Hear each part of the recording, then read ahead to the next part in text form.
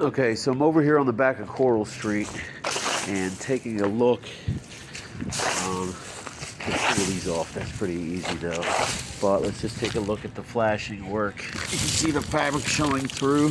The ivy hasn't helped to give me this roof. What I'll do is I'll open up this box here and here to allow for better drainage instead of the water sitting here.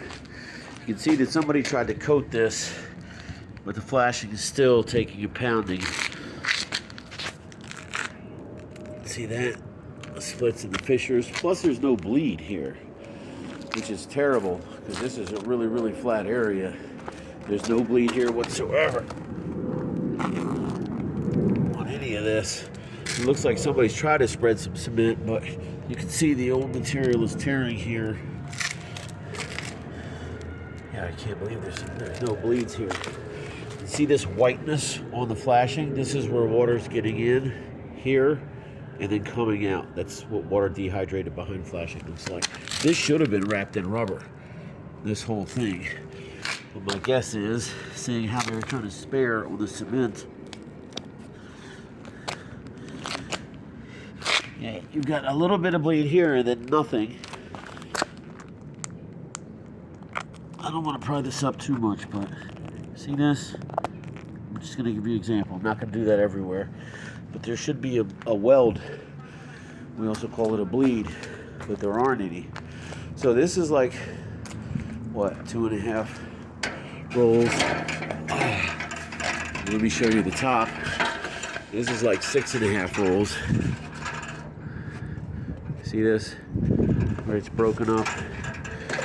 Yeah, somebody tried to coat this, but it's just beyond coatability. Look at all these pinholes. There's hundreds of them. This you would be better dropping rubber. I would drop rubber on this and this if this was a newly purchased home, honestly. And it's not a big one. It's 8 rolls. So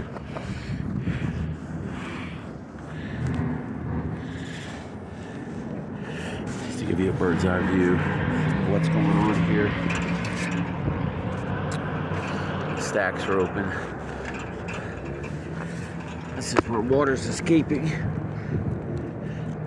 I don't really want to lift this because there's snow and ice coming tomorrow. But just to show you the stacks, flash is gone. Right? And this elastic barrier has not provided a good base for coating. So it's white, but it's not protected. Separation. They ran the rubber up spot. This looks like some kind of weird repair. It's like a 9-foot long repair. Like large fabric. Looks like somebody did this just to get it sold. But look at this. There's my shoe for comparison. If you had an umbrella with holes like that, or a tire that looked like this, a bike tire, how far would you get? And this is everywhere. See this? Entire chunks missing out of the roof. My guess is they painted it to try to get it to sell. And a lot of home inspectors aren't very keen on ladders. So they probably looked up, saw paint, and said, yeah, it's good.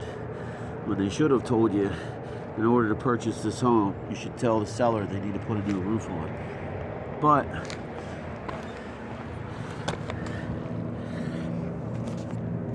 you have to imagine, if you're water, can you get in there? If you're water, can you get in here? I mean, there's entire pieces of roof missing here.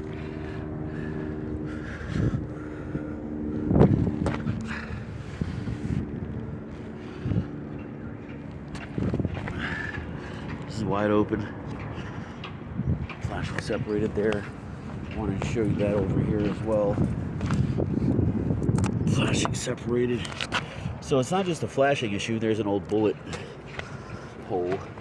It's not just a flashing issue. This was done poorly to begin with. But you ain't got to tear it off. But yeah, this was like a repair of a repair of a repair of a repair. This coating repair. And look at this. I can't even describe this to you. Look at this whole field. is like this. All these pinholes. Paint and coating are not as durable as rubber. It's not the same viscosity. Look at this nonsense. Jesus, look at that. So yeah, it's like 8 rolls, man. 8 rolls.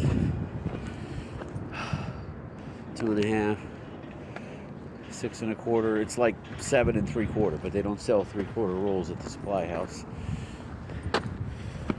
8 rolls. Now I should probably drop a vent, because you can feel from the mushiness back here that you've had water entry. But it feels like it might be trapped between this and whatever's underneath. So if I just put a one-way vent on it, then I'll let that moisture get out of there, but also keep it protected from the elements. Like one of those. Here. See these little metal things? It's like a metal mushroom. And the underside has vent holes. And so we cut open the top layer, put that on, then run the rubber over, and that allows any moisture that's collected back here. See the waviness of the roof? That's from the roof taking on moisture at the lowest point. But it's definitely taking on. Just look at that, it's like an 18-inch split. Wow.